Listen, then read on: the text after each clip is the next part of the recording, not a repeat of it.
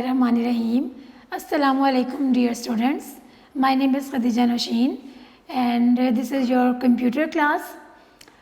Today I am here to take the review of the unit number 1, 2 and 3. Before taking the review, I would like to discuss about the paper pattern of computer, and the paper is of two parts. Paper will be in two parts. I mean to say that आपके paper एक theory का होगा और एक होगा आपका practical paper. Theory के paper में क्या होगा बेटा जी? थ्योरी के पेपर में सबसे पहले आपको जो क्वेश्चन पेपर दिया जाएगा उसमें एमसीक्यूज़ होंगे.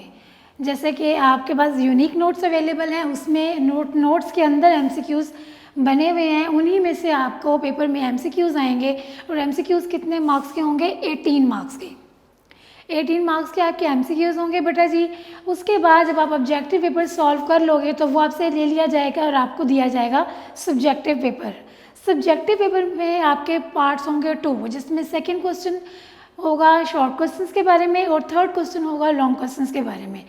शॉर्ट क्वेश्चन जो आपके होंगे उसमें आपको 18 शॉर्ट दिए जाएंगे, जिसमें से आपको कितने करने होंगे?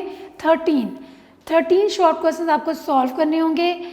आपके पास चॉइस होगी 18 में से 13 करने होंगे और हर each question will carry 2 marks, मतलब हर क्वेश्चन 2 मार्क्स का होगा. तो 13 multiply by 2, so marks will be 26. इसके बाद आपके पास थर्ड क्वेश्चन होगा जो होगा लॉन्ग क्वेश्चंस के बारे में, जिसमें आपको 3 लॉन्ग दिए जाएंगे. 1 लॉन्ग आपका चॉइस का होगा. आपको उन तीनों में से कोई से 2 करने होंगे और वो 2 लॉन्ग क्वेश्चन 8 मार्क्स का एक लॉन्ग होगा. तो 2 multiply by 8 is equals to 16. 18 MCQs के मार्क्स, 26 शॉर्ट क्वेश्चंस के मार्क्स, 16 लॉन्ग क्वेश्चंस के मार्क्स. जब हम इनको ऐड करेंगे तो आपका थ्योरी का पेपर हो जाएगा 60 मार्क्स का.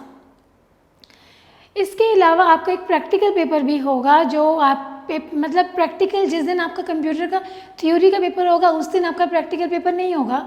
वो आपके डेटशीट में पहले या आपकी डेटशीट के एंड में किसी डे में आपका प्रैक्टिकल पेपर भी होगा. उस प्रैक्टिकल पेपर में क्या होगा? परफॉर्मेंस होगी.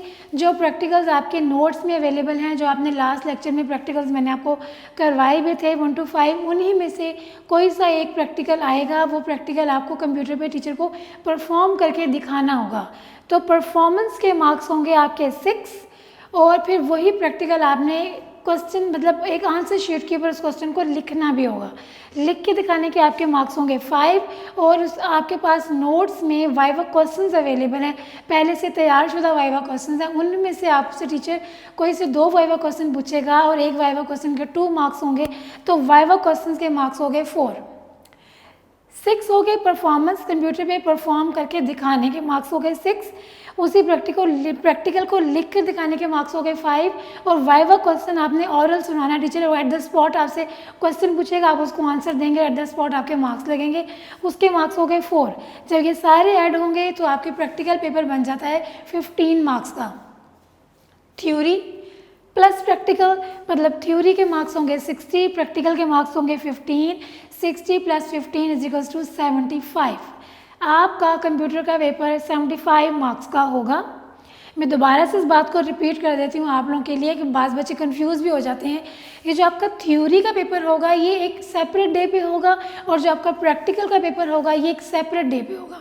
ये नहीं होगा कि दोनों आप बाद में कंफ्यूज हो जाओगे, आज प्रैक्टिकल भी है आज पेपर भी है. नहीं, ये एक अलग डे पे होगा. डेटशीट में जब आपको डेटशीट दी जाएगी तो डेज मेंशन होंगे कि ये प्रैक्टिकल किस दिन होना है और आपका पेपर जो थ्योरी वाला है वो किस दिन होना है. जिस दिन प्रैक्टिकल पेपर होगा उस दिन आप सिर्फ प्रैक्टिकल की तैयारी करके आएंगे और जिस दिन आपका ये वाला थ्योरी का पेपर होगा उस दिन आप सिर्फ थ्योरी की तैयारी करके आएंगे. आई होप आपको पैटर्न दोनों के क्लियर हो गए होंगे कि कंप्यूटर के पेपर का थ्योरी का क्या पैटर्न होगा और प्रैक्टिकल पेपर का क्या पैटर्न होगा.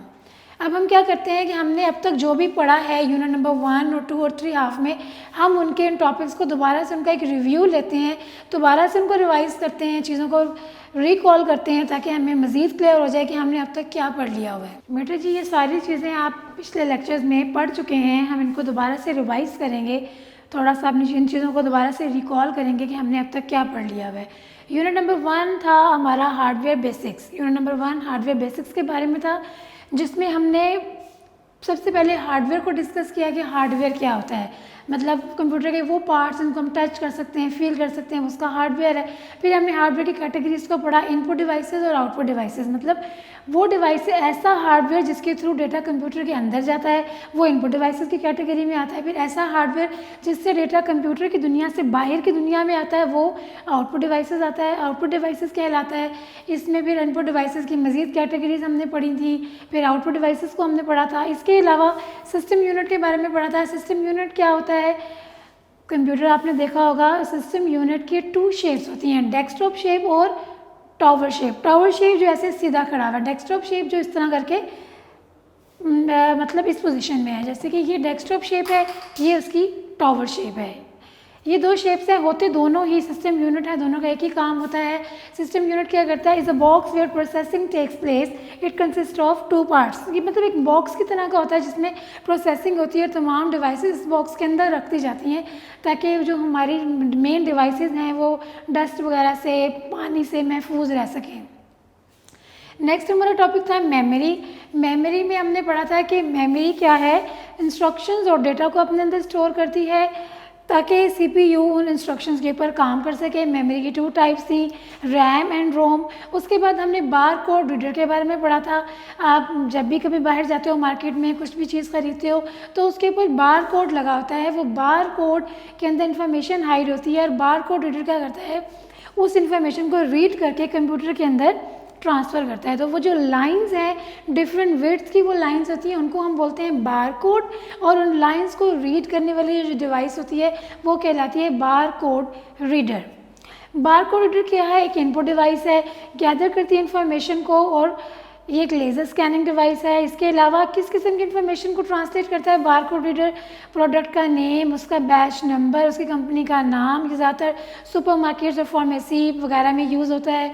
फिर उसके बाद हमने पढ़ा था मदरबोर्ड के बारे में। ये एक बड़ा सा बोर्ड होता है जो आपके सिस्टम यूनिट के अंदर होता है। सिस्टम यूनिट को कभी खोल के देखिए, उसके अंदर एक बोर्ड होगा जिस बोर्ड के ऊपर सारी चीज़ें अटैच होंगी, फिक्स होंगी या कनेक्टेड होंगी। उस बोर्ड को हम बोलते हैं मदरबोर्ड। हमारी रैम, रोम, हार्ड डिस्क, हमारी तमाम इनपुट डिवाइसेस, चाहे वो इनपुट डिवाइसेस बाहर पड़ी हुई हैं, वो जब बाहर से भी सीपीयू के साथ अटैच होती हैं तो इंटरनली वो मदरबोर्ड के साथ ही अटैच हो रही होती है, इसीलिए इसको हम क्या बोलते हैं? मदरबोर्ड। उसके बाद हमने कौन सा टॉपिक है जी? Expansion slots. एक्सपेंशन स्लॉट्स को हमने डिस्कस किया था। So expansion slot is a long narrow socket on the motherboard into which different expansion cards can be plugged in. Motherboard को आपकी बुक के अंदर पिक्चर बनी हुई है, उसके ऊपर आप देखें कि लंबी लंबी सी स्लॉट्स बनी हुई हैं जिसके अंदर रैम को हम अटैच करते हैं। इनको हम क्या बोलते हैं? Expansion slot. ये एक सॉकेट की तरह होती है जिसमें डिफरेंट किस्म के एक्सपेंशन कार्ड्स को लगाया जाता है। उसके बाद हमने बटा डिस्कस किया था इनपुट डिवाइसेस और आउटपुट डिवाइसेस। ये आपको मैंने बताया अभी। फिंगरप्रिंट रीडर, जैसे आप स्कूल आते हो, आप अटेंडेंस लगाते हो, अपनी फिंगर को वहाँ लगाते हो तो कंप्यूटर रिकॉग्नाइज कर लेता है कि इस बच्चे ने अटेंडेंस लगा ली है। ये कैसे होता है? जब फर्स्ट टाइम हम लोग एडमिशन करते हैं तो हम क्या करते हैं? आपके उस थंब के इम्प्रेशन को सेव कर लिया जाता है उस सॉफ्टवेयर के अंदर। फर्स्ट टाइम हम आपका इम्प्रेशन को सेव करते हैं। कंप्यूटर क्या करता है? उसके 4 और 5 कॉपीज़ को सेव कर लेता है अपने पास, और जब आप नेक्स्ट टाइम जब भी अपना थंब लगाते हो तो वो अपने पास ऑलरेडी सेव्ड पैटर्न के साथ उसको मैच करता है, क्योंकि वो भी आपका ही इंप्रेशन था। जब वो मैच हो जाते हैं तो वो कह देता है कि स्टूडेंट की अटेंडेंस हो गई है। या डिफरेंट किस्म के काम आप और भी देखते हैं, मोबाइल का लॉक ओपन हो जाता है क्योंकि फर्स्ट टाइम आपने इंप्रेशन को सेव करवा दिया हुआ है। बाज़ औक़ात क्या होता है, फिंगर पे अगर कोई चोट लग जाए, कट लग जाए, या गर्ल्स जैसे मेहंदी लगाती हैं, कुछ इस तरह के अगर साइंस है तो क्या होता है कि कंप्यूटर आपके उस इंप्रेशन को रिकॉग्नाइज नहीं कर पाता। होते आप ही हो, लेकिन उसके पास ऑलरेडी सेव पैटर्न के साथ वो मैच नहीं होता। वो या तो आपकी डिवाइस अनलॉक नहीं होती या आपकी अटेंडेंस नहीं लगती, उसके अगेंस्ट आपने जो भी काम करना है। तो जो डिवाइस आपके फिंगरप्रिंट्स को रीड करके कंप्यूटर में ट्रांसफ़र करती है उस डिवाइस को हम क्या बोलते हैं? Fingerprint reader. उसके बाद हमने डिफरेंट किस्म की स्लॉट्स थी, ISA, PCI, AGP। मदरबोर्ड के ऊपर जो स्लॉट्स बनी हुई हैं उनकी भी टाइप्स हैं। जैसे ISA है, स्लो स्पीड स्लॉट है, यूज़ फॉर मॉडम। ऐसा मॉडम जिसकी स्पीड स्लो है तो वो कौन सी स्लॉट में जाके कनेक्ट होगा? ISA स्लॉट में। उसके बाद है PCI slot, it is a faster in speed than ISA slot. जो थोड़ी सी डिवाइस फास्ट है वो PCI स्लॉट में लग जाएगी। इसकी स्पीड ISA स्लॉट के मुकाबले में फ़ास्ट होती है और ये साउंड कार्ड, ग्राफिक कार्ड्स को अटैच करने के लिए ये स्लॉट यूज़ की जाती है। उसके बाद है AGP स्लॉट। ये एक it is a high speed slot use only for graphics, 3D graphics card. जो फास्टर से हमारे 3D ग्राफिक्स कार्ड आ रहे हैं, जो आप गेम्स वगैरह खेल रहे होते हो, उन गेम्स को खेलने के लिए हमारे पास जो ग्राफिक कार्ड लगते हैं वो आपकी मदरबोर्ड के ऊपर कौन सी स्लॉट में जाके अटैच होते हैं? AGP स्लॉट के अंदर। ये सबसे ज़्यादा हाई स्पीड स्लॉट है। उसके बाद हमने बेटा जी ये लॉन्ग क्वेश्चन में ये जो टॉपिक्स हैं, memory, barcode reader, motherboard, expansion slots, input output devices, fingerprint reader, ISA, PCI, AGP, ये सारे आपके नोट्स में एज ए शॉर्ट क्वेश्चन मौजूद है। और यहाँ पे जो नीचे है प्रोसेसर का टॉपिक, रैम, रोम और रोबोट, ये आपके लॉन्ग क्वेश्चन है यूनिट नंबर 1 में। प्रोसेसर आपके यूनिट नंबर 1 का फर्स्ट लॉन्ग क्वेश्चन है, define the brain of computer and write down the name of its components. Processor क्या है? कंप्यूटर का ब्रेन है। Processor works like a human brain. जिस तरह इंसान के अंदर उसका ब्रेन काम करता है, इस तरह कंप्यूटर के अंदर उसका प्रोसेसर काम करता है। It is a silicon chip fixed on the motherboard. ये एक सिलिकॉन से बनी हुई चिप है जो मदरबोर्ड के अंदर फिक्स होती है। एक चीज़ होती है अटैच और एक होती है फिक्स, जिसको हम निकाल नहीं सकते इसके अंदर से। Its primary purpose is to carry out set of instructions and process the data efficiently and accurately. इसका बुनियादी मकसद ये है कि हमसे हिदायत को ले और हमने जो भी काम कंप्यूटर करने को दिया है उसको मौसर तरीके से और बिल्कुल दुरुस्त तरीके से उस काम को परफॉर्म करें। प्रोसेसर की फिर आगे फर्दर, प्रोसेसर को हम CPU भी कहते हैं। इसकी फर्दर 2 टाइप्स हैं, ALU and CU। ALU arithmetic and logic unit, जिसमें all mathematical and logical problems are solved in this portion. Computer में होने वाले तमाम मैथमेटिकल और तमाम लॉजिकल प्रॉब्लम्स इस ALU के अंदर परफॉर्म किए जाते हैं, जो just like addition, subtraction, multiplication and division. उसके बाद ALU के फर्दर 2 टाइप्स हैं, AU और LU। अब नाम से ही पता चल रहा है, AU अर्थमेटिक यूनिट, इसमें अर्थमेटिक काम होंगे, एडिशन, सब्ट्रैक्शन, मल्टीप्लिकेशन और डिवीजन। LU लॉजिक यूनिट, इसमें लॉजिकल काम होंगे, लेस देन, ग्रेटर देन, कौन सी वैल्यू किससे बड़ी है, कौन सी वैल्यू किसके बराबर है, ट्रू एंड फॉल्स में इसका आंसर आता है। ये लॉजिकल काम है, ये लॉजिक यूनिट में किए जाते हैं। लास्ट में इसका टॉपिक है कंट्रोल यूनिट। CPU के 2 पार्ट्स हैं, ALU, CU, और ALU के फर्दर 2 पार्ट्स हैं, AU और LU। अब हम पढ़ने लगे CU। CU stand for control unit. The control unit controls, coordinates and directs all the operation performed by the computer.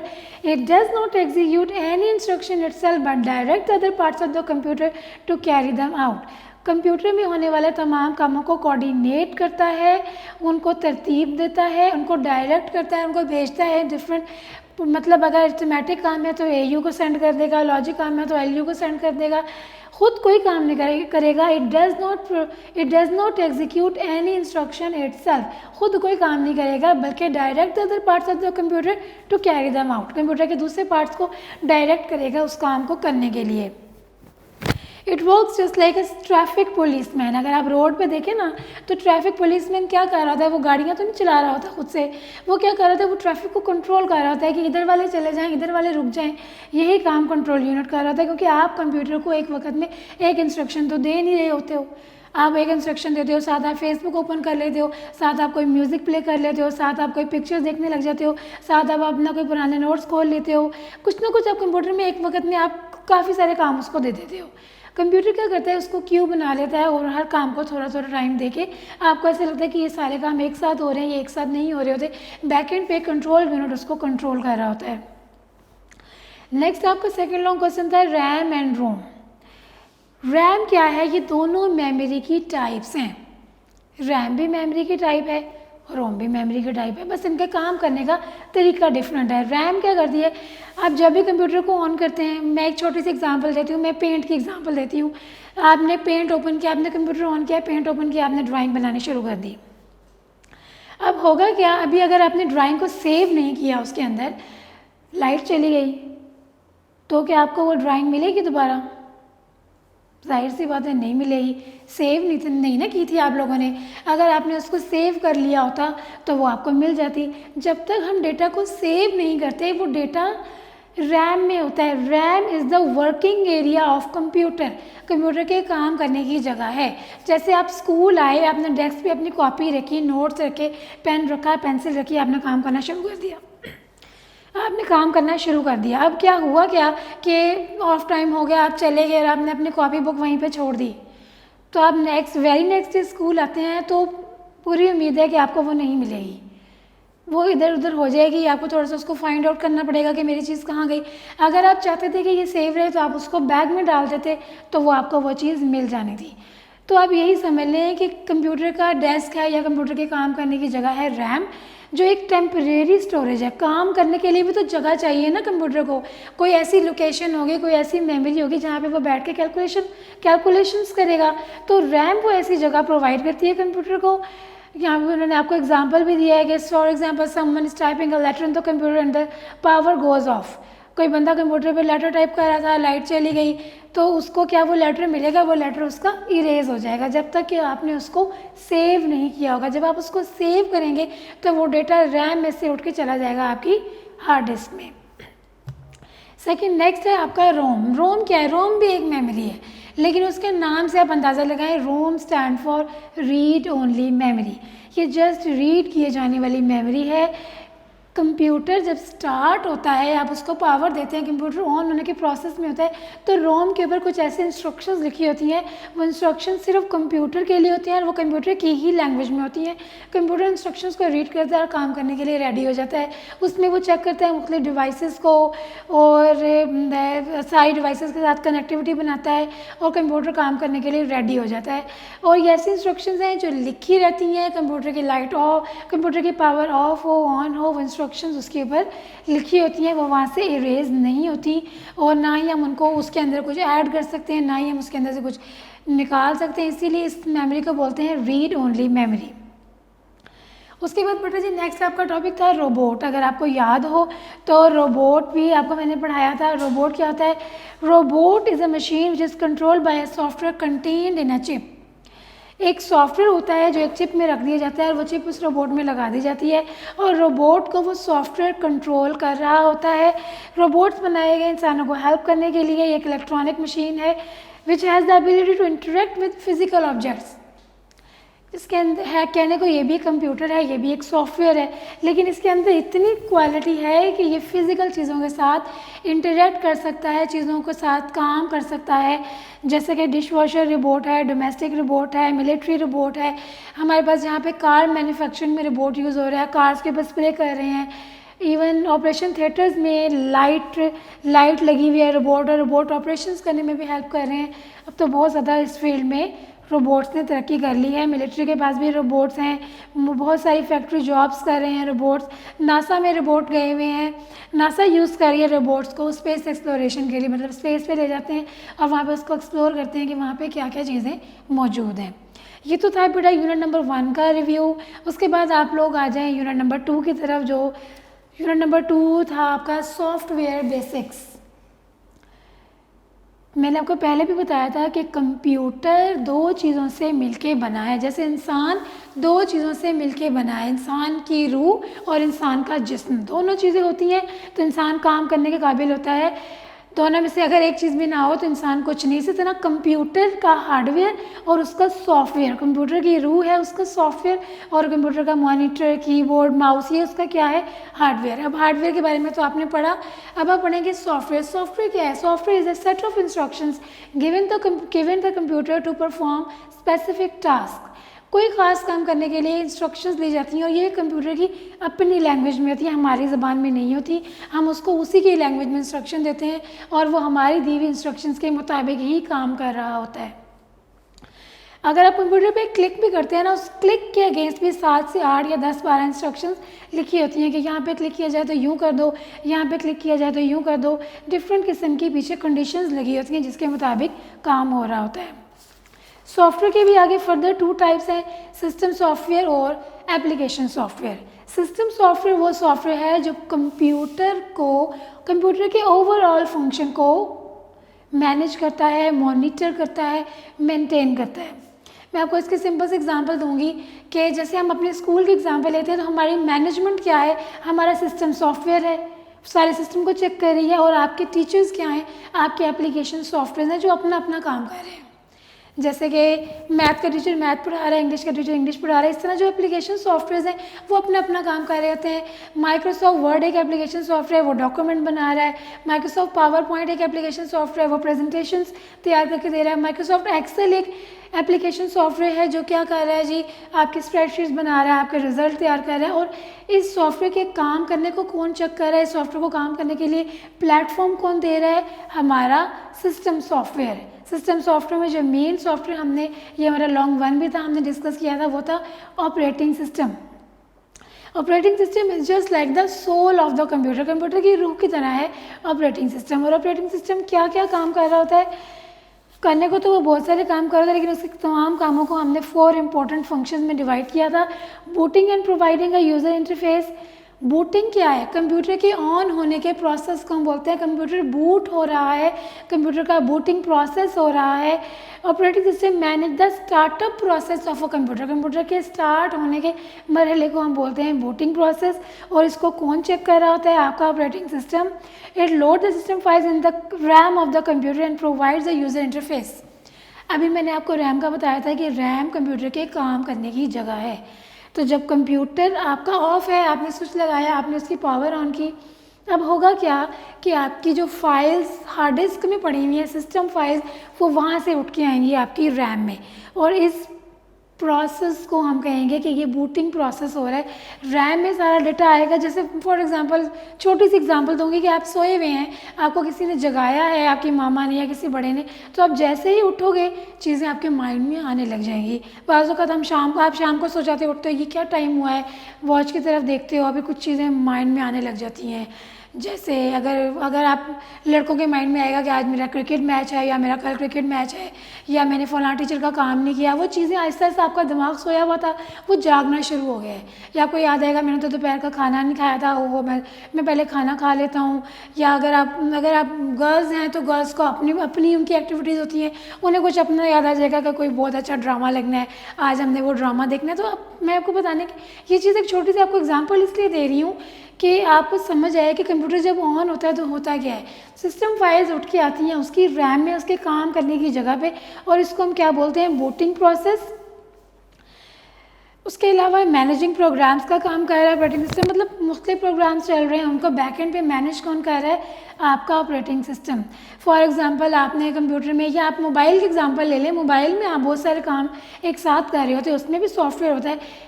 एक वक्त में एक चीज़ आपके सामने होती है और बाकी चीज़ें मिनिमाइज होती हैं, या बाकी चीज़ें बैकग्राउंड में होती है। एक चीज़ आपकी, जैसे मेरे बैकग्राउंड में वाइट बोर्ड है और मैं आपके सामने हूँ, मैं फोरग्राउंड में हूँ। तो जो चीज़ एक्टिव है, जो भी सॉफ्टवेयर प्रोग्राम एक्टिव है और बाकी आपके बैकएंड में है, इन तमाम कामों को कौन देख रहा होता है, आपका ऑपरेटिंग सिस्टम।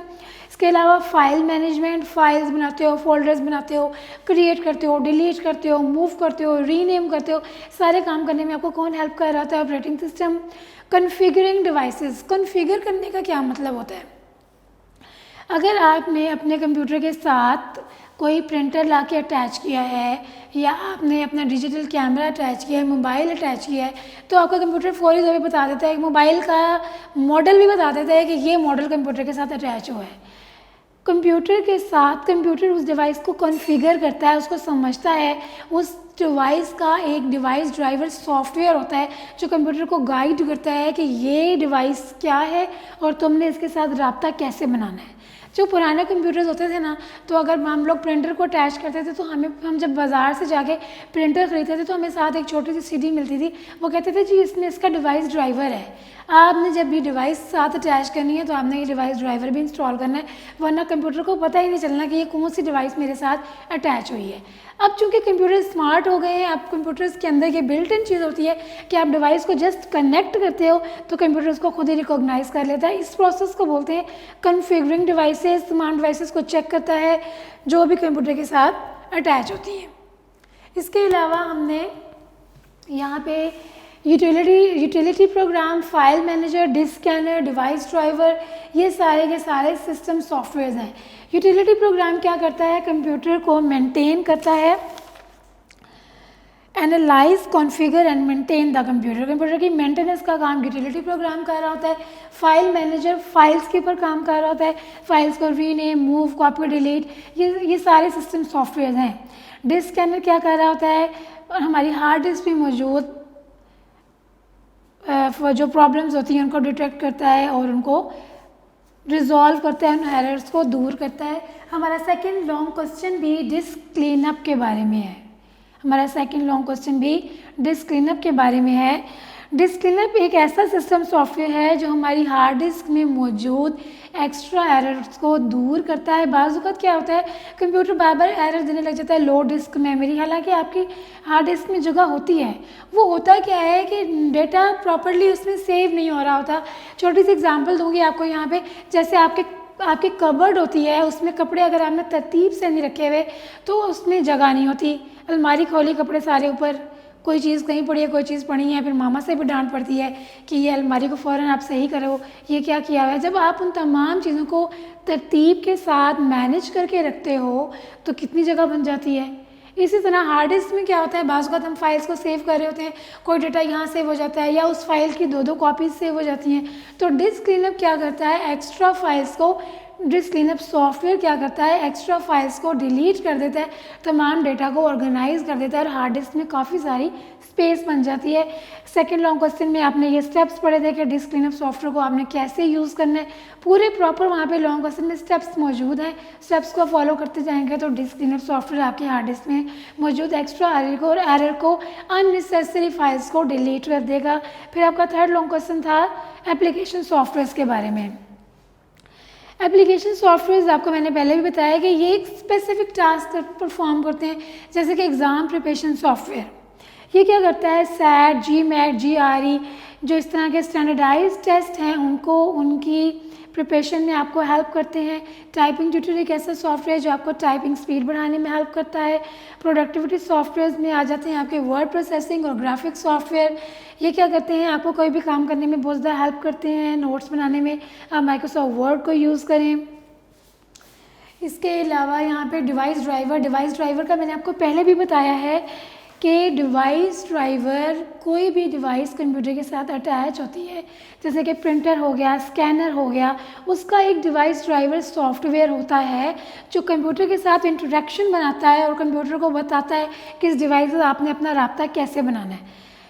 अगर डिवाइस ड्राइवर सॉफ्टवेयर नहीं होगा तो डिवाइस प्रॉपरली काम नहीं करेगी, या device can't work properly if device driver software is not installed. अगर डिवाइस ड्राइवर सॉफ्टवेयर नहीं होगा तो डिवाइस प्रॉपरली काम नहीं कर सकती। इसके अलावा इमेज व्यूअर एक सॉफ्टवेयर है, आपके कंप्यूटर में जितने भी इमेजेस हैं, पिक्चर्स हैं, आप उनको जब ओपन करते हो तो वो आप अभी भी अपने लैपटॉप को या कंप्यूटर को ओपन करके देख लीजिएगा, जब पिक्चर ओपन होगी उस सॉफ्टवेयर का नाम होगा Windows picture and fax viewer. उस सॉफ्टवेयर में पिक्चर ओपन होती है, आप पिक्चर को cut, copy, rotate, move, delete, कुछ भी उस पिक्चर के साथ आप करना चाहें तो इमेज व्यूअर सॉफ्टवेयर आपको फैसिलिटेट करता है कि आप उस पिक्चर के ऊपर ये तमाम ऑपरेशंस परफॉर्म कर लें। इसके अलावा प्रोडक्टिविटी सॉफ्टवेयर भी हो गया, एग्जाम प्रिपरेशन भी हो गया, ये सारे सॉफ्टवेयर हैं। मतलब कहने का ये है कि सेकेंड चैप्टर 2 पार्ट्स में है। सेकेंड चैप्टर है तो सॉफ्टवेयर के बारे में ही, जिसमें सिस्टम सॉफ्टवेयर आ गया और आपका एप्लीकेशन सॉफ्टवेयर आ गया। तो इसके 2 पार्ट्स बनते हैं। एक में सिस्टम सॉफ्टवेयर है जिसमें operating system, device driver, utility programme, disc cleanup, file manager, और दूसरे पोर्शन में आ जाता है आपका एप्लीकेशन सॉफ्टवेयर जिसमें exam preparation software, reference software, different topics पे आपको बहुत सारी मालूमात देते हैं, मैप सॉफ्टवेयर, ये सारे छोटे मोटे जो सॉफ्टवेयर हैं जो अपना अपना काम कर रहे हैं वो आपके आ जाते हैं एप्लीकेशन सॉफ्टवेयर के अंदर। इसके बाद बेटा जी यूनिट नंबर 3 है आपका, जो कि हाफ है कस्टमाइजिंग अ वर्ड डॉक्यूमेंट, जिसमें हमने बुलेट्स के बारे में पढ़ा था और लास्ट लेक्चर में मैंने आपको कंप्यूटर के ऊपर बुलेट्स बना के भी दिखाए थे कि बुलेट्स क्या होता है। आप अक्सर नोट्स वगैरह में देखते हो आपके ऐसे के साथ इस तरह के इंपॉर्टेंट टॉपिक्स के साथ सामने इस तरह के साइन बने होते हैं जो हर इम्पोर्टेंट पॉइंट को मज़ीद प्रोमिनेंट कर रहे होते हैं। इनको हम क्या बोलते हैं, बुलेट्स। बुलेट की डेफिनेशन में लिखा हुआ है कि bullet is a small symbol such as a circle और a square that mark an important line of information. कोई इंपॉर्टेंट लाइन है, आपने उसको मार्क करना है तो आप माइक्रोसॉफ्ट वर्ड में बुलेट को यूज़ कर सकते हैं। आपका यूनिट नंबर 3 टोटली पूरा चैप्टर माइक्रोसॉफ्ट वर्ड से रिलेटेड है।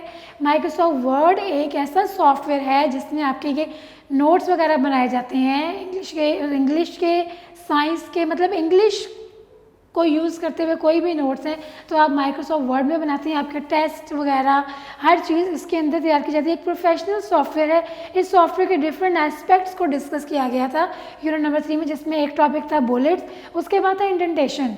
हम जब किसी पेज पे कुछ लिखना शुरू करते हैं तो हमने लेफ्ट से कितनी जगह छोड़नी है, टॉप से, बॉटम से, राइट से, इसको हम क्या बोलते हैं, indent. Indent is the space between the text and the margin. जैसे कि ये मार्जिन है तो यहाँ से ये मेरा टेक्स्ट है तो मैंने इसके बीच में जितनी भी स्पेस छोड़ी है इसको कंप्यूटर की लैंग्वेज में क्या बोलेंगे, इंडेंट। इंडेंट की 3 टाइप्स हैं। फर्स्ट लाइन इंडेंट की पहली लाइन कहाँ से शुरू होगी, हैंगिंग इंडेंट।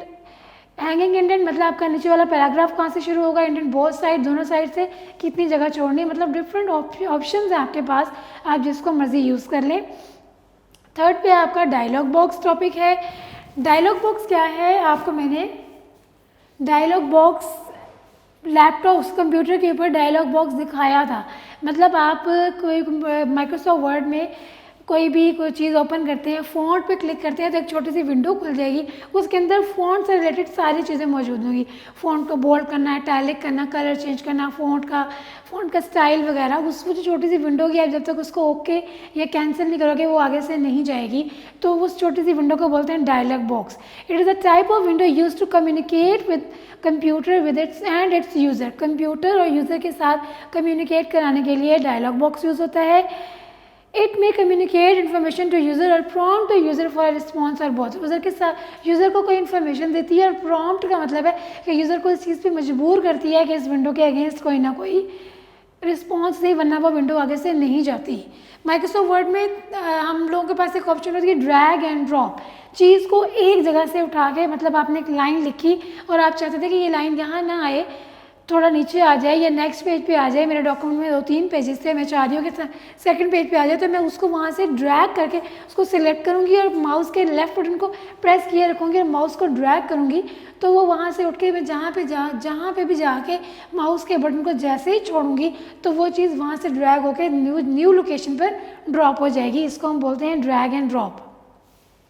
फिर कॉपी एंड पेस्ट की ऑप्शन थी, मतलब डेटा आपने जगह लिखा, आप चाह रहे हो कि ये 2-3 दफ़ा और दफ़ा आ जाए, तो बजाय इसके कि आप दोबारा उसको टाइप करो, आप उसको सिलेक्ट करो, वहाँ से कॉपी करो, न्यू लोकेशन पे पेस्ट करो तो वो सेम उसकी न्यू कॉपी आपके पास आ जाएगी। फिर कमेंट है। कमेंट आप अक्सर अपने बुक्स के अंदर देखते होगे कि एक बलून सा बना होता है, एक ऐसे साइड पर इन्फॉर्मेशन सी आ रही होती है जो आपने याद तो नहीं करनी होती लेकिन आपके टॉपिक से रिलेटेड आपको एडिशनल इन्फॉर्मेशन दी जा रही होती है। तो अगर माइक्रोसॉफ्ट वर्ड में आपने ऐसा कोई नोट या एक्सप्लेनेशन देनी है तो आप कमेंट के ऑप्शन को यूज़ कर सकते हैं। फिर जूम इन जूम आउट को आपने डिस्कस किया था, मोबाइल में भी ऑप्शन होती है, किसी चीज़ को करीब करना है जूम इन कर लें, दूर करना है उसको जूम आउट कर लें। फिर अनडू और रीडू की ऑप्शन थी कि आपने कुछ किया और आपको लगा कि नहीं मुझे ये काम नहीं करना चाहिए था, मुझे ये लाइन नहीं लिखनी, तो आप अनडू कर दें। कंट्रोल-Z इसकी शॉर्टकट की है, या इस शक्ल का एक बिल्कुल क्विक एक्सेस टूल बार के ऊपर बटन मौजूद होता है, टॉप पे आप इस बटन को प्रेस करेंगे तो 1 स्टेप बैक चले जाएंगे। फिर आपको लगा कि नहीं मुझे तो लिखना था, तो आपके पास एक इस तरह का बटन होगा जो, फिर आपके पास अंडू की ऑप्शन है। अंडू में क्या करते हैं, आपने कुछ लाइन टाइप की थी और आपको लगा कि ना ये सही नहीं है तो आप क्या कर सकते हो, आप कंट्रोल-Z का बटन प्रेस कर दो या अंडू का बटन दबा दें तो आप 1 स्टेप बैक चले जाएंगे। और फिर आपको लगता है कि मुझे अंडू नहीं करना था तो आप रीडू का बटन दबाएंगे तो आप 1 स्टेप फॉरवर्ड आ जाएंगे। फिर पेज बॉर्डर की एक ऑप्शन है कि आप चाहते हैं कि आपके पेज के इर्द गिर्द बॉर्डर आ जाए तो आप पेज बॉर्डर की ऑप्शन को यूज़ करते हुए बॉर्डर लगा सकते हैं। Borders are lines that a user can add to the top, bottom और sides of the paragraph। Paragraph के साइडों पे आप टॉप, बॉटम और साइड्स पे लाइन लगा सकते हो और पूरे पेज के इर्द गिर्द भी आप लगा सकते हो अपने पेज को प्रोमिनेंट बनाने के लिए, मज़ीद खूबसूरत बनाने के लिए। इसके अलावा बेटा जी हमारे पास लॉन्ग क्वेश्चन था डिफरेंट डॉक्यूमेंट व्यूज़। जिसमें हमने 5 व्यूज़ को डिस्कस किया था। Print layout view, draft view, full screen reading view, web layout view, outline view. आपको जो व्यू भी चूज़ करना है आप अपनी ज़रूरत के मुताबिक अकॉर्डिंग टू योर रिक्वायरमेंट आप उस व्यू को सेट कर सकते हैं। और एक वक्त में एक ही व्यू सेट होता है। प्रिंट लेआउट व्यू तब यूज़ करते हैं जब आप चाहते हो कि मैं अपने पेज को देख लूँ कि मेरा पेज प्रिंट होने के बाद कैसा लगेगा। ड्राफ्ट व्यू तब यूज़ होता है जब आप चाहो कि मुझे टाइपिंग करनी है क्विकली, तो आप जिसमें टॉप बॉटम और मार्जिन्स वगैरह वो नहीं दिखाएगा, तो आप ड्राफ्ट व्यू चूज़ करें। आप चाह रहे हो कि मैंने कुछ रीड करना है, मैंने पूरा डॉक्यूमेंट लिख दिया, मैं जस्ट रीडिंग करना चाहती हूँ कि ये सही है कि नहीं सही, तो आप full screen reading view use करो। अगर आप वेबसाइट बनाने लगे हो तो आप वेब लेआउट व्यू को यूज़ कर सकते हो। और अगर आप चाहते हो कि मैं अपने व्यू का, अपने डॉक्यूमेंट का एक ओवरव्यू देख लूँ कि मेरा डॉक्यूमेंट किस तरह है, तो आप आउटलाइन व्यू चूज़ कर सकते हो। इसके अलावा आपका सेकंड लॉन्ग क्वेश्चन था कि आप how can we find the synonyms of a difficult word.